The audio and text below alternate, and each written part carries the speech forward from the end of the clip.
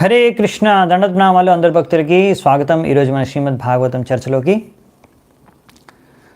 So మనం ఈరోజు 3వ స్కందం 3వ అధ్యాయం 10 నుండి 15వ నంబర్ శ్లోకాల వరకు చర్చించుకుంటాం అన్నమాట.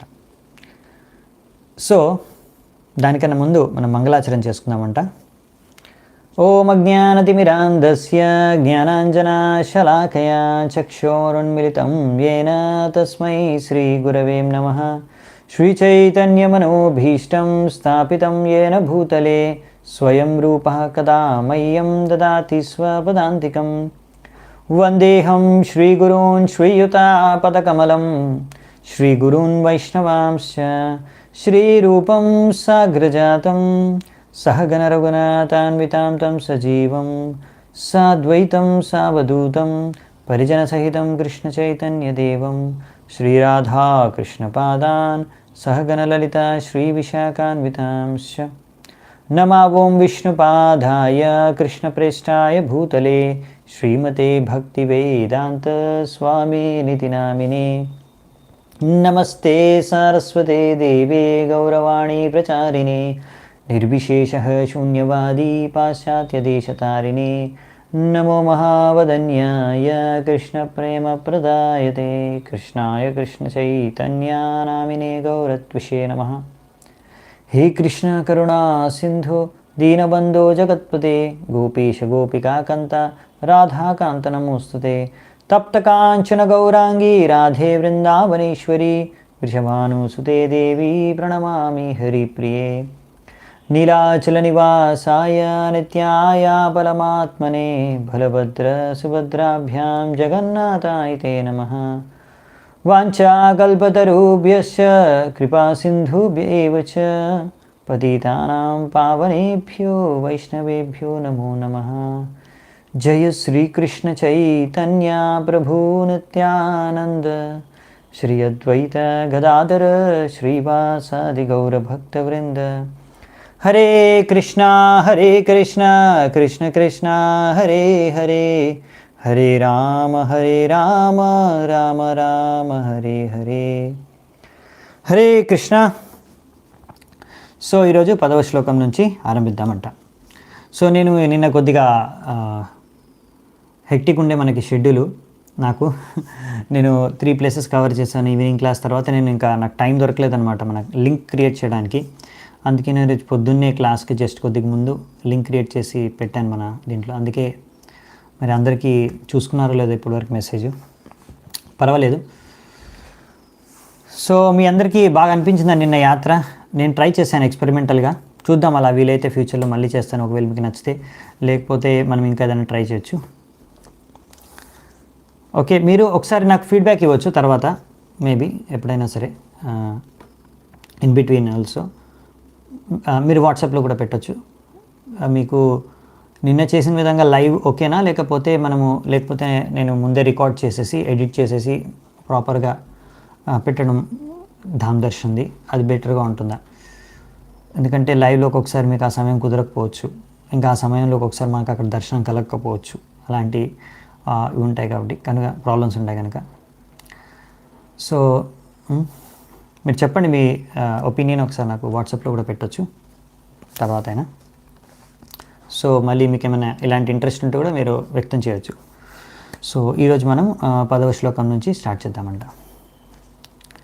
కాలమాఘదశాలాద్దీన్ అనీకైరుదత పురం అజిఘ్నాత్ స్వయం దివ్యం స్వపుంసాం తేజ ఆదిశత్.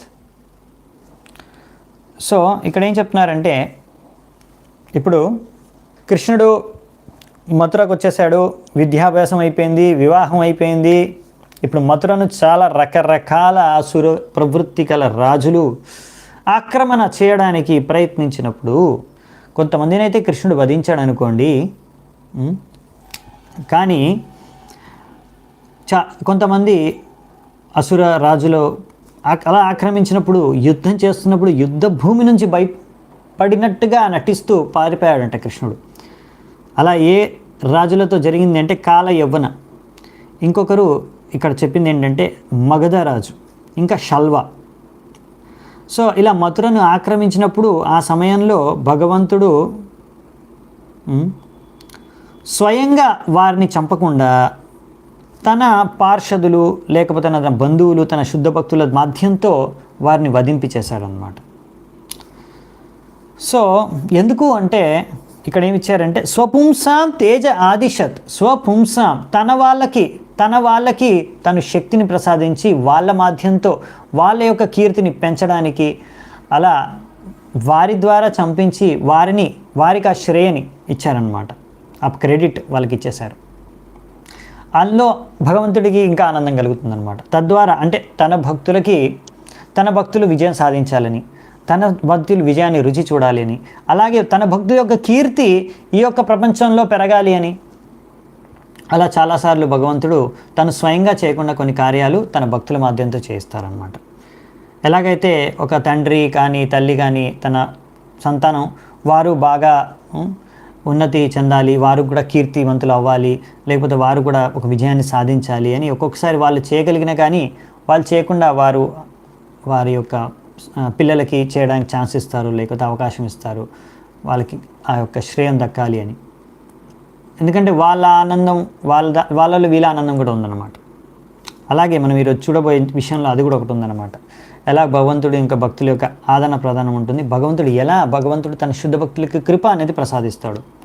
సో ఈ విధంగా భగవంతుడే ఆ భక్తులకి శక్తిని ప్రసాదించి తద్వారా తన కృపను ఈ విధంగా కూడా తన శుద్ధ భక్తులకు ప్రసాదిస్తాడనమాట. అందుకనే మనం చూస్తాం ఇక్కడ విషయంలో కూడా ఇక్కడ కాలయవ్వన అనే ఒక కాలయవ్వన రాజు, అసుర రాజు, అతనితో యుద్ధంలో కృష్ణుడు పారిపోయాడు అనమాట. అందుకే కృష్ణుడి పేరు రణ్చోర్, రణభూమి నుంచి పారిపోయినందువలన ఆయన పేరు రణ్చోర్ రాయ్గా పడింది. ఎలాగైతే వెన్న దొంగ అయితే మక్కన్చోర్ అని ఎలా పడిందో పేరు, మక్కన్చోర్గా కూడా భగవంతుడిని గుణగానం చేస్తూ కీర్తిస్తాం. అంటే భగవంతుడు చేసిన ఏ లీలైనా సరే, అది మక్కన్చోర్ అయినా సరే రణ్చోర్ అయినా సరే, అంటే యుద్ధ భూమి నుంచి పలాయించినప్పుడు కూడా భగవంతుడిని కీర్తించుకోవచ్చు మనం అందులో కూడా. ఎందుకంటే అందులో ఎంతో భక్తి మాధుర్యత ఉంది, అవునా? అంటే తన భక్తులకి ఆ శ్రేయాన్ని ఇద్దాం అనుకుంటున్నాడు. ఇలాంటి కృష్ణుడు మంచి మంచి లీలలు చేసి అంటే ఆనందాన్ని కృష్ణుడు మన భక్తులు అందరికీ కూడా, తన భక్తులందరికీ కూడా ప్రసాదిస్తాడు. అలాగే కొంతమంది భక్తులకి ఇలా శక్తిని ప్రసాదించి వాళ్ళ ద్వారా కూడా ఇలాంటి అసురుల్ని చంపిస్తారనమాట. సో ఇలా కాలయవ్వన అనే ఈ రాజుని ఎవరి ద్వారా చనిపోయాడంటే ముచ్చుకుంద కూడా భగవంతుడి యొక్క భక్తుడు అనమాట. ఈ స్టోరీ అన్నీ మనకి ఎలాగో దశమ స్కందంలో వస్తుంది, జస్ట్ చాలా ఫాస్ట్గా చెప్పడానికి. సో ఆయన వేరే ముందు యుగంలో ఆయన దేవతలతో పాటు అసురులతో యుద్ధం చేసి ఆయన ఎంతోమంది అసురుల్ని వధించి దేవతలకు ఎంతో పెద్ద సహాయం చేస్తే తర్వాత బాగా అలసిపోయాడు అనమాట. అప్పుడు ఇంకా దేవతలు ఎంతో ప్రసన్నమైపోయారు. మీ యొక్క కారణంగా మేము ఈ యొక్క యుద్ధాల్లో జయించాము అసురుల పైన, దానవుల పైన. సో మీరు ఏమైనా వరం కోరుకోండి అంటే, నాకు కొంచెం నేను అలసిపోయాను, నాకు కొద్దిగా ఇప్పుడు మంచి రెస్ట్ కావాలి, నన్ను ఎవరు డిస్టర్బ్ చేయకూడదు, ఎవరైనా నన్ను డిస్టర్బ్ చేశారంటే వాళ్ళని చూసానంటే వాళ్ళు భస్మం అయిపోవాలి అంతే అంటే సరే అనేసి వారికి అలా వరం ఇస్తారు. సో ముచ్చుకుంద పడుకుంటాడు అనమాట ఎన్నో రోజులు, అంటే ఎవరు ఇంకా డిస్టర్బ్ చేయరు. కానీ ఆయన గుఫలో పడుకొని ఉంటాడు. అందుకే కృష్ణుడు ఈ యొక్క కాలేయాన్ని అక్కడ తీసుకెళ్తాడు. సో తద్వారా అక్కడ ఈ ముచ్చుకుంద పడుకొని ఉండడంలో అక్కడ చీకట్లో అతనే కృష్ణుడేమో ఇలా పడుకున్నట్టు నటిస్తున్నట్టు మారువేషంలో అన్నట్టుగా అతన్ని లేపడానికి ట్రై చేస్తాడు. అప్పుడు ముచ్చుకుంద లేచి చూడగానే ఆయన కళ్ళు తెరవగానే ఈ భస్మం అయిపోతాడు కాలేయవన. సో ఈ విధంగా ముచ్చుకుంద ద్వారా చంపిస్తాడనమాట కృష్ణుడు. తర్వాత ముచ్చుకుందకు దర్శనం ఇస్తాడు. సో ఇలా అతనికి కూడా కృప అనేది ప్రసాదిస్తాడు. సో ఇలా రకరకాల లీలలు చేస్తుంటాడు అన్నమాట. కృష్ణుడు చేసే ప్రతి లీలకి ఎన్నో కారణాలు ఉంటాయి. సో అలాగే ఇంకొక మగధరాజు ఎవరు? జరాసంధుడు ఎన్నిసార్లు ఆక్రమణ చేస్తాడు. ఎంతో పెద్ద పెద్ద సైన్యాన్ని తీసుకొచ్చి కృష్ణుడి మథుర పైన ఆక్రమించేస్తాడు. ఎందుకంటే ఇప్పుడు కంసుడు చచ్చిపోయిన తర్వాత కంసుడిని చంపేస్తాడు కదా కృష్ణుడు. అందుకే అనమాట జరాసంధుడికి పగ.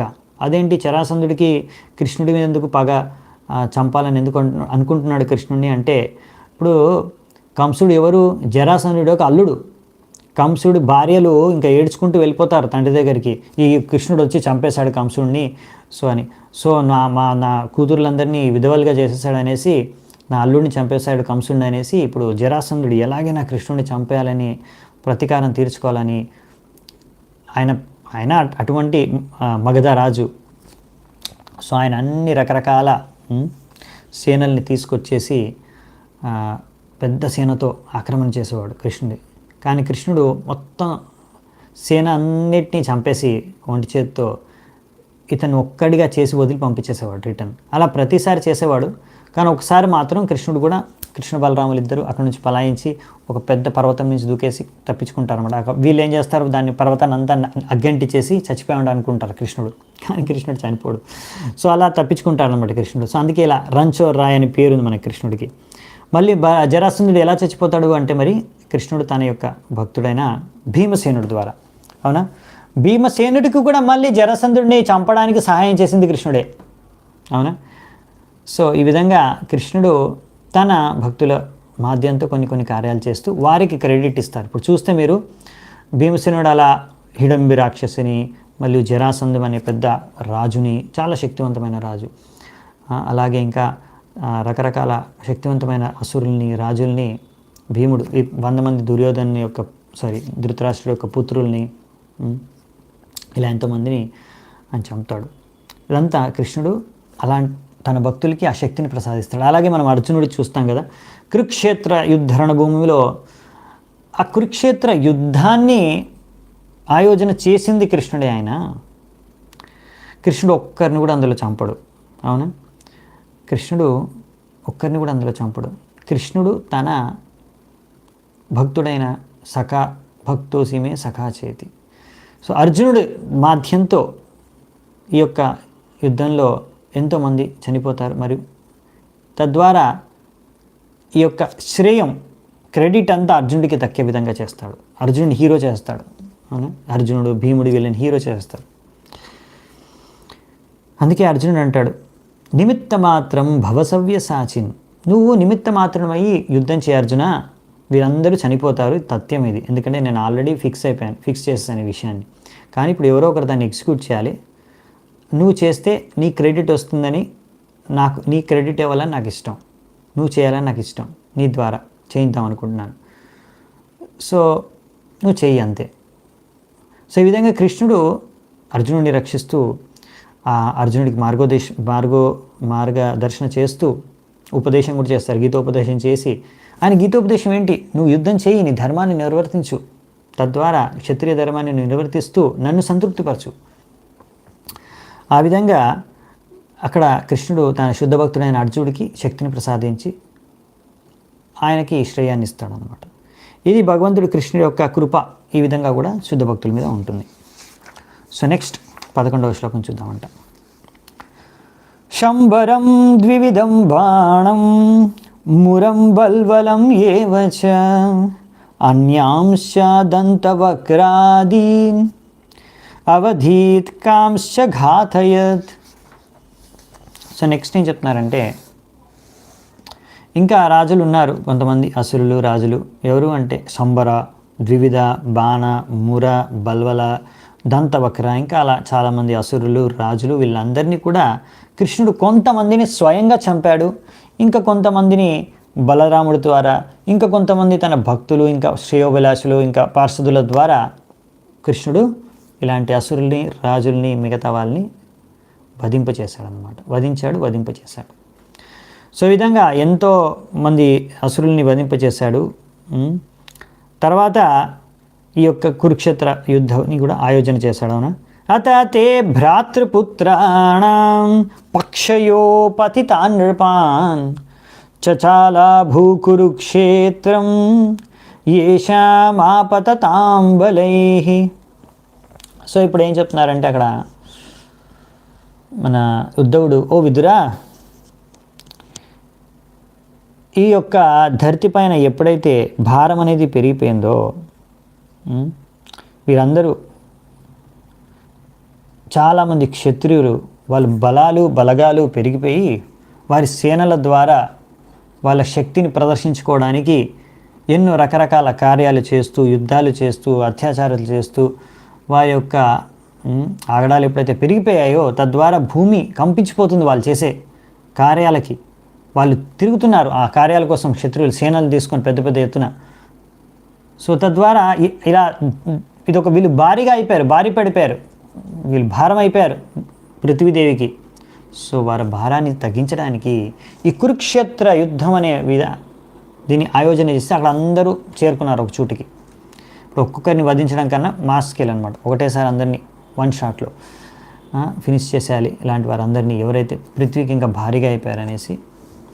సో అలా ఇరుపక్షాల్లో అంటే పాండవుల వైపు కౌరవుల వైపు రెండు వైపులా ఉన్న ఎంతోమంది సేన రాజులు ఇప్పుడు భారీ అయితే పడిపోయారు కదా, వాళ్ళందరినీ కూడా అంటే మీ యొక్క అత తే భ్రాతృపుత్రాన్ని, మీ యొక్క భాత యొక్క పుత్రులు, వారి యొక్క బంధువులు వాళ్ళందరినీ కూడా ఈ విధంగా కురుక్షేత్ర యుద్ధం ద్వారా మరణించారు అనేసి ఇక్కడ చెప్తున్నారనమాట.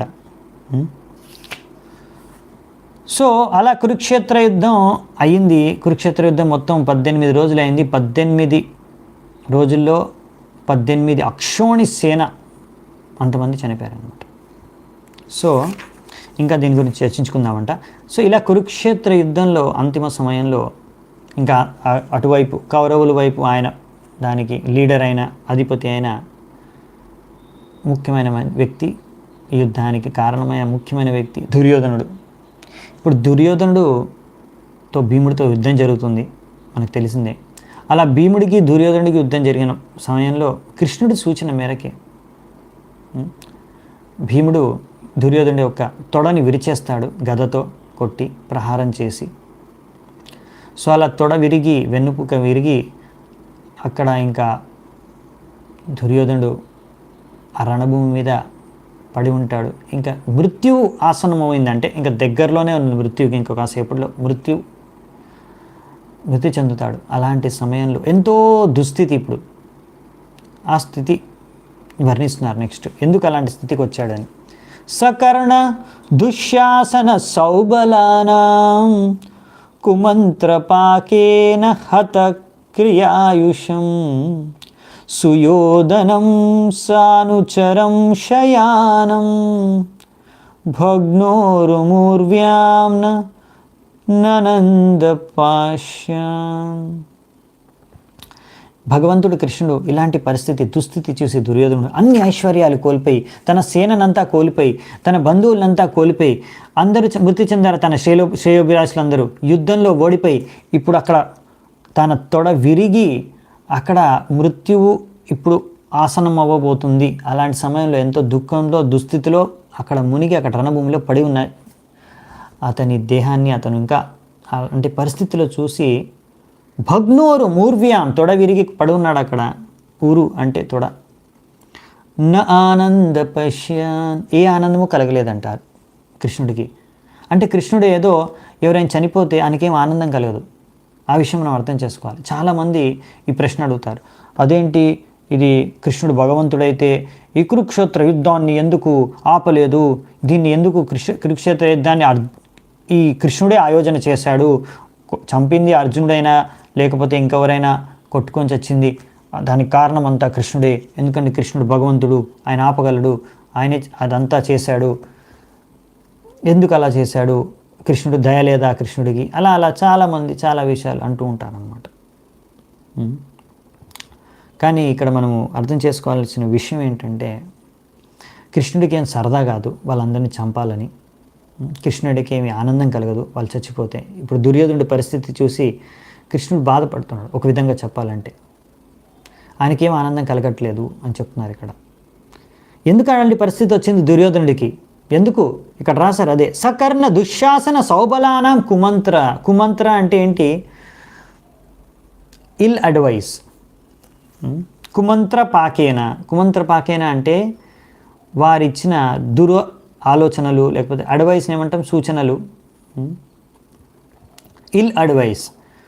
సో ఇలా తప్పుడు కార్యాలు పాపకార్యాలు చేయడానికి ఇలాంటి ఐడియాలు ఇచ్చింది ఎవరు అంటే ఈ సకర్ణ దుశ్శాసన సౌబలాన. కర్ణుడు, దుశ్శాసనుడు, శకుని వీళ్ళు ముగ్గురు చాలా క్లోజ్ కదా దుర్యోధనుడికి.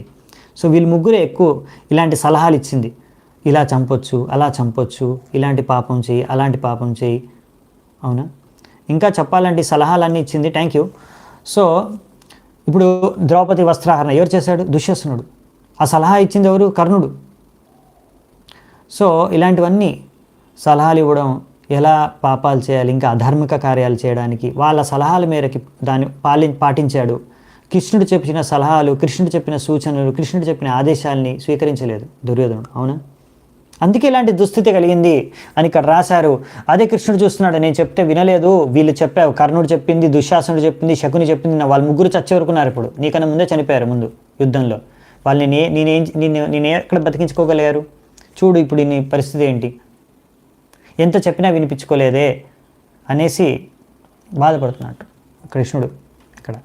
ఎందుకంటే ఇక్కడ మనం అదే చూస్తున్నాం కదా, కృష్ణుడు స్వయంగా కూడా ప్రయత్నించాడు. ఏమని?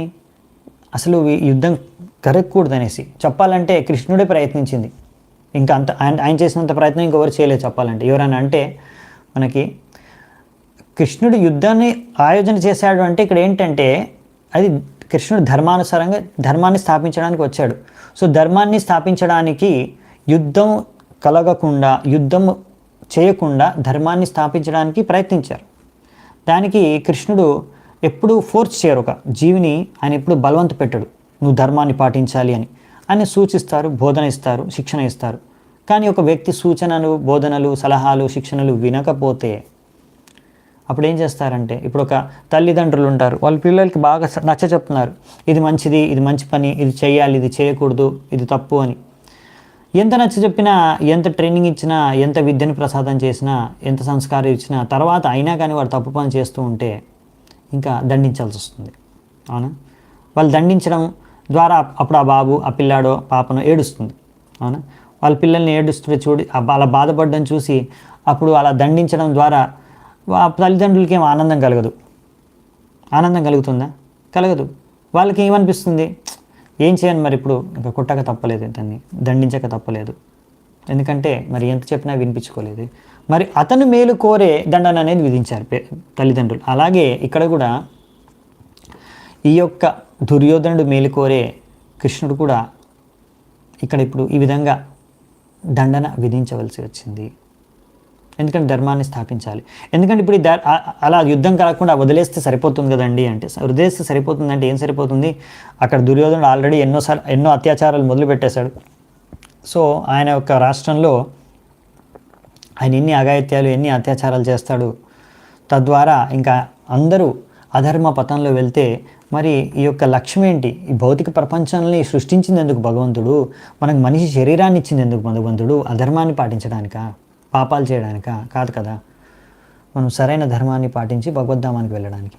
మరి యుద్ధం జరగకపోతే, మరి వీడు మారకపోతే, దుర్యోధనుడు అతనే రాజుగా ఉంటే అప్పుడు మరి ధర్మస్థాపన అనేది జరగదు.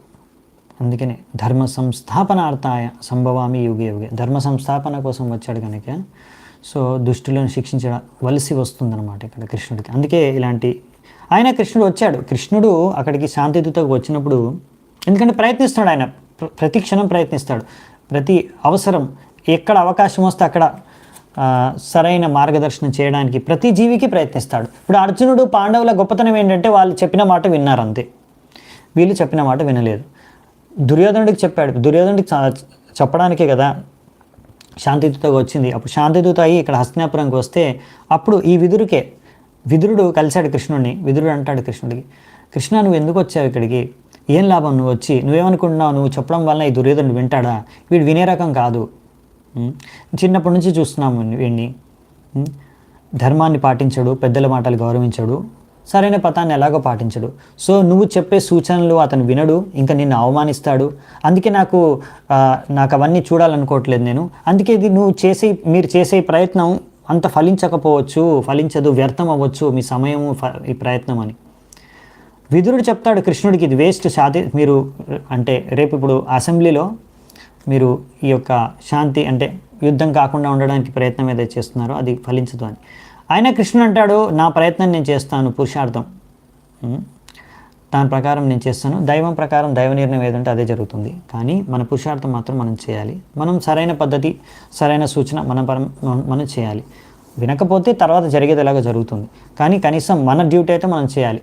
సో అందుకని నా కర్తవ్యం నేను చేస్తాను, నేను చెప్పే సరైన సూచన దుర్యోధనుడికి చెప్తాను, వినకపోతే అది తర్వాత అది అతని కర్మ, అనుభవించాల్సి వస్తుంది తర్వాత దానికి.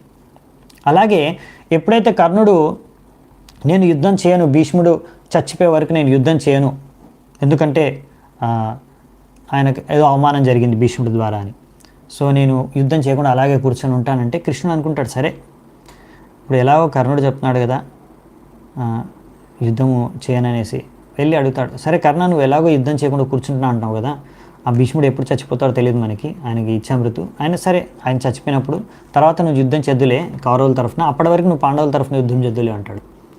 ఎందుకు అంటే కృష్ణుడు ఏంటంటే ఒక అవకాశం ఇద్దాం ఇతని కర్ణుడికి కూడా మారడానికి, ఒక్క అవకాశం ఇద్దాం ధర్మం వైపు యుద్ధం చేయడానికి, ధర్మాన్ని పాటించడానికి. కానీ కర్ణుడు ఒప్పుకోడు, రాజీ ఇవ్వడు. సో కృష్ణుడు అలాంటి కార్యం చేసినందుకు ఎంతోమంది తప్పుగా ఆలోచిస్తారు కృష్ణుడి గురించి. చూడండి కృష్ణుడు రాజకీయాలు చేస్తున్నాడు, ఎలాగైనా సరే కర్ణుడు తన వైపు తెచ్చుకోవాలని, పాండవుల వైపు తెచ్చుకోవాలని. కృష్ణుడు చేసేది అక్కడ రాజకీయాలు కాదు, అతను భగవంతుడు అని మీరు అర్థం చేసుకుంటే అది కృష్ణుడి దయ. అంటే కృష్ణుడు వేరే వాళ్ళు నా గురించి ఏమనుకుంటారో అని కూడా అర్థం చేసుకోకుండా, దాన్ని పట్టించుకోకుండా కృష్ణుడు ప్రతి జీవికి దయ చూపిస్తాడు, ప్రతి జీవికి కృప ఇవ్వడానికి ప్రసాదిస్తుంది, ప్రతి జీవికి అవకాశం ఇస్తాడు ధర్మాన్ని పాటించడానికి. కానీ ఇప్పుడు ఆ జీవి పాటించలేదు అనుకోండి, ఇప్పుడు కర్ణుడు పాటించలేదు, దుర్యోధనుడు పాటించలేదు, సో వారి ఆ దండన అనేది, శిక్ష అనేది దక్కుతుంది అనమాట. అలా అందుకే యుద్ధం జరగాల్సి వచ్చిందనమాట. సో అందుకనే ఇలా భగవంతుడికి ఏమి, అందరూ భగవంతుడి సంతానమే, భగవంతుడు పరంపిత, అహం బీజ ప్రదాపిత. సో భగవంతుడి పిత అయినప్పుడు అందరూ ఆయన సంతానమే కనుక ఒక సంతానం ఎవరో చనిపోతే ఆయనకేం ఆనందం కలగదు, ఎవరో సంతానం కష్టపడితే బాధపడితే ఆయనకేం ఆనందం కలగదు. కానీ ఆయన బాధ ఏంటంటే అరే నేను ఇంత చెప్పినా వినలేదు, అందుకనే బాధపడుతున్నాడు, కష్టపడుతున్నాడు, ఏం చేస్తున్నాం ఇంకా. సో అనుభవించాల్సిందే, అతను అనుభవించే తెలుసుకుంటాడు కొంతమంది. సో అందుకనే మనం అర్థం చేసుకోవాల్సింది ఏంటంటే అసలైన ఆనందం, ఆధ్యాత్మిక ఆనందం పొందే మార్గం ఏంటంటే భగవంతుడి యొక్క ఆదేశాలని, ధర్మాన్ని అనుసరించడం ద్వారా. అలా భగవంతుడి ఆదేశాలని, ధర్మాన్ని పాటించకపోతే మన సరైన ఆనందాన్ని దక్కించుకోలేమనే విషయాన్ని మనం అర్థం చేసుకోవచ్చు అనమాట. సో ఇంకా లాస్ట్ ఆస్పెక్ట్ ఉంది, 2 శ్లోకాలు 14-15. ఇప్పుడు నెక్స్ట్ 14వ శ్లోకం. కియాన్ భువోయం క్షపితోరు భారో యద్రోణ భీష్మార్జున భీమమూలైః అష్టాదశక్షోహిణికో మద్ అంశైర్ ఆస్తే బలం దుర్విషహం యదూనా. ఇప్పుడు ఇక్కడ ఏం చెప్తున్నారంటే, ఇక్కడ కురుక్షేత్ర యుద్ధం జరిగిన తర్వాత కృష్ణుడు ఇలా అనుకుంటున్నాడు, ఏమని, భూమిపైన ఎంతో భారం పెరిగిపోయింది, అసుర రాజుల యొక్క భారం పెరిగిపోయింది, అధర్ముల యొక్క భారం పెరిగిపోయింది. సో వీరందరి భారాన్ని, పృథ్వీపైన ఉన్న ఇలాంటి భారాన్ని తగ్గించడానికి ఈ యొక్క కురుక్షేత్ర యుద్ధం జరిగింది. తద్వారా వీరి ద్వారా, ఎవరి ద్వారా, ద్రోణ, భీష్మార్జున, భీమ, ముఖ్యంగా 4 పేర్లు ఇచ్చారు, ఎందుకంటే వీళ్ళు పెద్ద యోద్ధాలు, ఎంతోమందిని వాళ్ళు వధించారు, అవునా. సో ఈ ద్రోణ, భీష్మ, అర్జున, భీమ వీరు ఎంతోమంది సేనని వధించారు కదా, తద్వారా ఈ యొక్క భూమి యొక్క భారాన్ని తగ్గించేశాము. కానీ ఇంకొక భారం ఉంది, అదేంటంటే మద్ అంశైర్, నా అంశాలు అంటే నా వంశం, నా వాళ్ళు, యదువంశం ఉంది, ఇంకా ఆస్తే బలం, ఎంతో బలవంతులు, దుర్విషహం యదూనాం, వీరు ఎంతో బలవంతులు, కానీ వీళ్ళందరూ నా వాళ్ళు ఉన్నారు. ఎందుకంటే కృష్ణుడు 16,108 మంది భార్యలు ఆయనకి. సో ప్రతి ఒక్కరి నుంచి 10 మంది సంతానాన్ని ఉత్పన్నం చేసినప్పుడు మళ్ళీ వారి వివాహం జరిగింది, వారికి సంతానం కలిగింది. అప్పటికే కృష్ణుడు యొక్క ఫ్యామిలీయే పెద్దది, ఇంకా కృష్ణుడు బంధువులు, మిత్రులు, యదువంశంలో ఇంకెంతోమంది ఉన్నారు. మరి వీళ్ళందరూ కూడా సాధారణ మనుషులు కాదు, వీళ్ళందరూ కూడా ఎవరు, దేవతలు, కొంతమంది కృష్ణుడు అవతారాలు, అలా కొంతమంది అలా కృష్ణుడు భక్తులు. సో వీళ్ళందరూ కూడా మంచి ధర్మాత్ములు, ఆబ్వియస్లీ, అవునా, కృష్ణుడు అనుచరులు. మరి వీరి భారం పెరిగిపోయింది అంటున్నారు ఏంటంటే ఇది ప్రేమ భారం అన్నమాట. 2 రకాల భారాలు ఉంటాయి. ఇక్కడ మనకి విశ్వనాథ్ చక్రవర్తి ఠాకూర్ మన ఆచార్యులు దీన్ని వర్ణిస్తారు, ఇదేంటి అనేది. కృష్ణుడు దేని గురించి ఆలోచిస్తున్నాడు, ఇప్పుడు ఒక భారం తగ్గిపోయింది, ఇంకో భారం ఉంది అంటున్నాడు. ఒక భారం తగ్గించేశారు, ఏది, అధర్ముల యొక్క భారాన్ని తగ్గించేశారు, ఇప్పుడు నా వాళ్ళ భారం ఒకటి ఉంది ఇంకా. ఇప్పుడు కృష్ణుడు ఎందుకు వచ్చాడు అంటే ధర్మాన్ని స్థాపించడానికి. ఆ ధర్మాన్ని స్థాపించడానికి కురుక్షేత్ర యుద్ధం చేశాడు. ఈ పృథ్వీ పైన, పృథ్వీకే రాజుగా ఇప్పుడు ధర్మరాజు అయిన యుధిష్ఠిర మహారాజుని సింహాసనం పైన కూర్చోపెట్టాడు. ఇప్పుడు ఆయన ధర్మాన్ని స్థాపించాడు ఆల్రెడీ. ఇప్పుడు ఆయన ధర్మాన్ని అనుసారంగానే ఆయన శాసిస్తూ ఉంటాడు కాబట్టి అందరూ ధర్మానుసారంగా జీవిస్తారు. సో తద్వారా ఆయన స్థాపన అయిపోయింది, ఆయన లీల అయిపోయింది. ఇప్పుడు భగవంతుడు సమయం అయిపోయింది ఇప్పుడు తన లీలని సమాప్తం చేసుకొని భగవద్ధామానికి వెళ్ళడానికి. కానీ కృష్ణుడు ఆలోచిస్తున్నాడు, సరే నేను వెళ్ళిపోతాను తను నా ధామానికి, నా లీలలు ముగించుకొని. మరి వీళ్ళందరూ నా లీలల్లో భాగస్వామ్యం చేసుకోవడానికి వచ్చారు కదా, నా లీలల్ని ఇంకా బాగా దాంట్లో లీల ఆస్వాదాన్ని ఇంకా అలాగే నాకు సహాయం చేయడానికి, ఈ లీలల్లో భాగస్వామ్యం అవ్వడానికి నా కోసమని ఇక్కడ వీళ్ళ ఇంతమంది నా వంశం అనేది ఉత్పన్నమైంది. ఇక్కడ యదువంశం అనేది ఇది చాలా పెద్ద వంశం. మరి ఇది ఒక భారం, ఇది ఒక రకమైన భారం. దీన్ని కూడా నేను ఇప్పుడు మరి పైకి పంపించాలి నా ధామానికి. ఎక్కడి నుంచి వచ్చారో అక్కడికి వెళ్ళిపోవాలి వాళ్ళందరూ, పైన లోకాలకి, దేవతలు కూడా. మరి అందుకనే దీని గురించి ఏం చేద్దామని ఆలోచిస్తున్నాడు ఇప్పుడు కృష్ణుడు. సో ఈ భారం ఏంటంటే ఇది అధర్మంతో వాళ్ళు కాదు, వీళ్ళు భగవంతుడు ఎంతో ప్రియ బంధువులు, సన్నిహితులు, అవునా, ప్రియమైన వారు. వీరి భారం ఎలాంటిదంటే ప్రేమ భారం. ఎలాంటి భారం అంటే ఎలాగైతే ఇప్పుడు విశ్వనాథ్ చక్రవర్తి ఠాకూర్ అంటున్నారు, ఒక యువ పత్నికి, యువ భార్యకి పతి భారం కాడో, ఎప్పుడైతే ఒక మాతకి చిన్న శిశువు, ఆమె ఒళ్ళో కూర్చున్న చిన్న శిశువు భారం కాదో, అలాగే ఒక వ్యాపారికి, బిజినెస్ మెన్కి డబ్బులు, లాభాలు భారం కావు.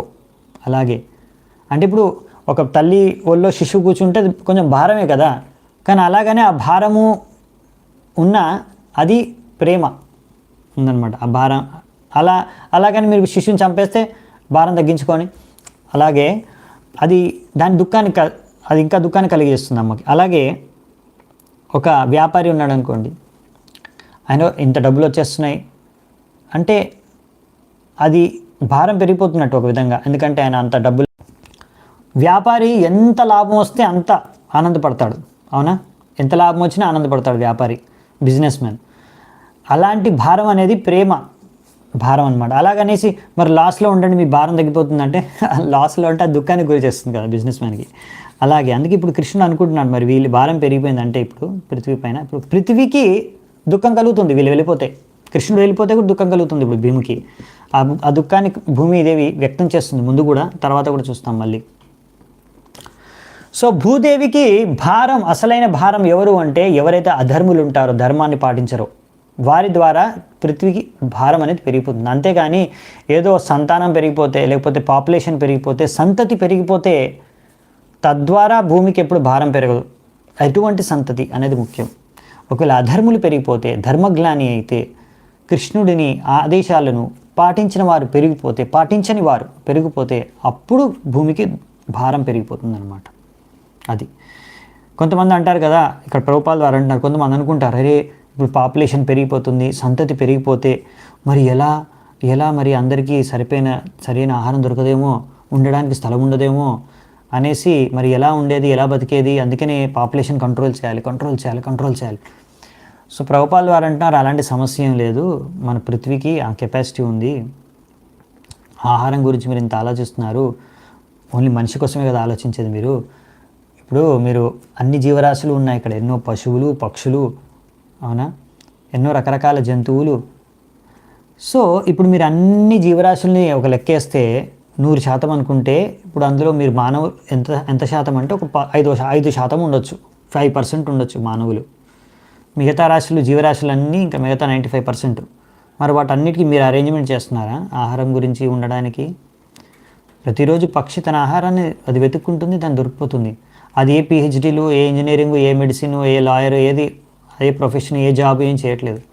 ప్రతిరోజు ఏనుగు టన్నుల కొద్దీ దానికి ఆహారం తినడానికి తిరిగిపోతుంది, పక్షికి తన ఆహారం దానికి దొరికిపోతుంది. ప్రతి చిన్న పశువు, జంతువు, ప్రతి ఒక్క జీవికి ఆహారం అనేది దొరికిపోతుంది. భగవంతుడు ప్రతి ఒక్కరికి ఆహారం అనేది కావాల్సిన సదుపాయం అనేది ఈ యొక్క సృష్టిలో సృష్టిస్తాడు. ఎందుకంటే ఆయన పరంపిత, అవునా. సో తన సంతానానికి ఏం కావాలో అవన్నీ కూడా సృష్టిస్తాడు. ఒకవేళ సంతానం పెరిగిపోతే కూడా కృష్ణుడు ఎంత కావాలో ఎంత ఆహారం కావాలో అంత ఉత్పత్తిని పెంచే సామర్థ్యం కృష్ణుడికి తప్పకుండా ఉంది. అవునా? సో అది కృష్ణుడు చేస్తాడనమాట. సో దాని గురించి మనం కంగారు పడాల్సిన అవసరం లేదు. మనం కంగారు పడాల్సిన అవసరం ఎక్కడంటే ధర్మగ్లాని పెరిగిపోతే, అధర్ములు పెరిగిపోతే దాని గురించి మనం ఆలోచించాలి. ధర్మాన్ని ఎలా పెంపొందించాలి, అధర్మాన్ని ఎలా అరికట్టాలని. తద్వారా అన్ని సమస్యలు పరిష్కారం అవుతాయి. సంతతి పెరిగిపోయినంత మాత్రాన సమస్యలు ఉత్పన్నమవు. అసలైన సమస్యలు ఉత్పన్నమవుతాయి ఎప్పుడైతే అధర్ములు పెరిగిపోతారో అనే విషయాన్ని మనం అర్థం చేసుకోవాలి అని ఇక్కడ మనకి ప్రభుపాల్ ద్వారా చెప్తున్నారనమాట. లాస్ట్ శ్లోకం చూసి ముగిద్దామంట. మితో యదైషాం భవితో వివాదో మద్వామదాతామ్ర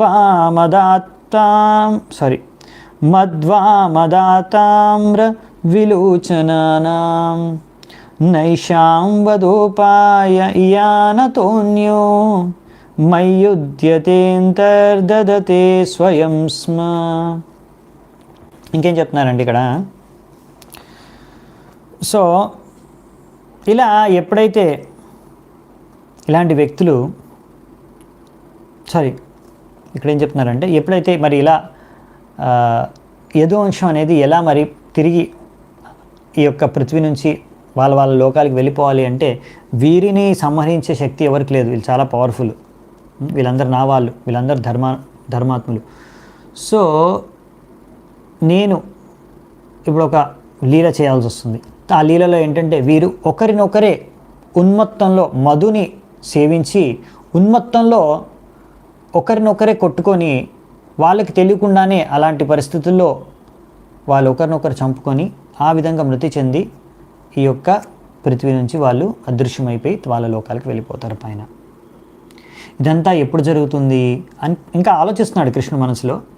నేను ఈ యొక్క భూమిని వదిలేసి నా ధామానికి తిరిగి వెళ్ళిపోయినప్పుడు ఈ యొక్క లీల జరుగుతుంది అనేసి ఆయన కృష్ణుడు దీనికి ప్లానింగ్ చేశాడనమాట.